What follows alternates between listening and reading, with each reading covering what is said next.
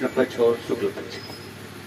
अब देखें इन तिथियों का नाम और इन तिथियों का प्रभाव बड़ा सुंदर है। एक कम प्रतिपदा यानी परमात्मा एक है। फिर आती है द्वितीया, परमात्मा एक है और दो हो गया, जीव और शिव। फिर आती है तृतीया, इस जीव में तीन गुण आ गए, रजोगुण, तमोगुण, सत्वगुण। फिर आ गई चतुर्थी, यानी तीन गुण वाले जीव को चार पुरुषार्थ पाना चाहिए, धर्म, अर्थ, काम, मोक्ष। फिर आती है पंचमी, यह जीव पांच तत्वों से रचित है, पृथ्वी, जल, अग्नि, वायु, आकाश। फिर आती है षष्ठी, यानी 6 विकार होते हैं और 6 प्रकार की साधना, खट विकार जो कहते हैं। फिर आती है सप्तमी, यानी इस जीव में खट 6 विकार है और 7 इसके केंद्र है, मूलाधार से सहस्त्रसार। फिर आती है अष्टमी, 7 केंद्रों वाला ये जीव अष्टधा प्रकृति से प्रभावित है और इस अष्टधा प्रकृति को पार करना है तो फिर आती है नवधा भक्ति, नवमी। और जब नवधा भक्ति करते हैं तो आती है दसवीं, यानी 5 ज्ञानेंद्रिय और 5 कर्मेंद्रिय हमारे कहने में आते हैं। ज्ञानेंद्रिय और कर्मेंद्रिय कहने में आ गई तो एकादशी आज है, ध्यान से समझेंगे। एकादशी माना 5 ज्ञानेंद्रिय, 5 कर्मेंद्रिय, ग्रहमा मन।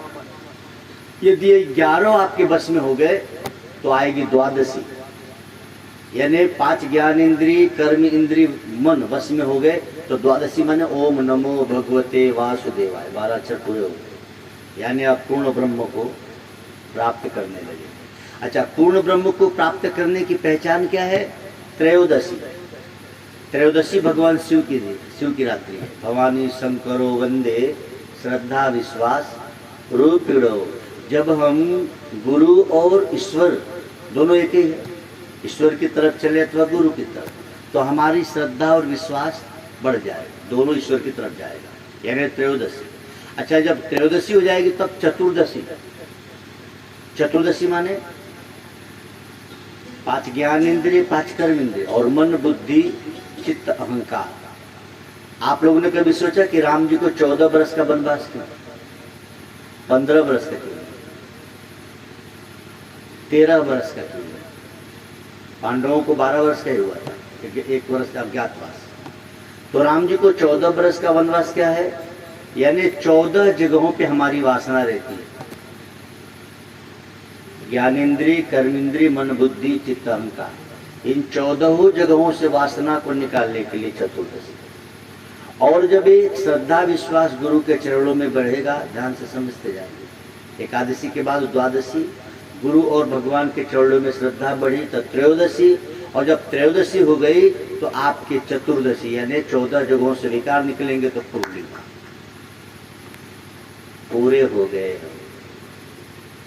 पूरा हो गया चंद्रमा।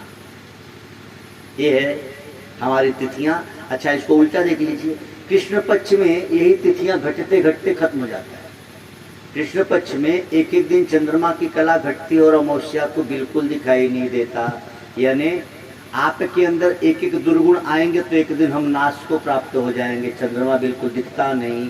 वही चंद्रमा शुक्ल पक्ष में एक एक कला बढ़ता है और पूर्णिमा को पूर्ण हो जाता है, यानी एक एक गुण को लाएंगे तो पूर्ण परमात्मा को प्राप्त हो जाएंगे और एक एक दुर्गुण को लाओगे। पहले तो समझ में नहीं आता, तम्बाकू खाते थे, ये पता लगा बीड़ी पीने लगे, फिर सिगरेट पीने लगे, फिर बोतल खोल लिया, यानी धीरे धीरे अमावस्या और एक एक गुण लिए। पहले एक काम किया, गुरु जी के द्वार गए, फिर कथा सुना, दूसरा काम, सुनते सुनते मन लग गया तो मंत्र ले लिया, तीसरा काम, मंत्र लेके जप करने लगा तो चौथा काम, और जप करते करते ध्यान कर लिया तो हो गया पूर्ण काम। नास्ति ध्यानम समो तीर्थम, नास्ति ध्यानम समो ज्ञानम।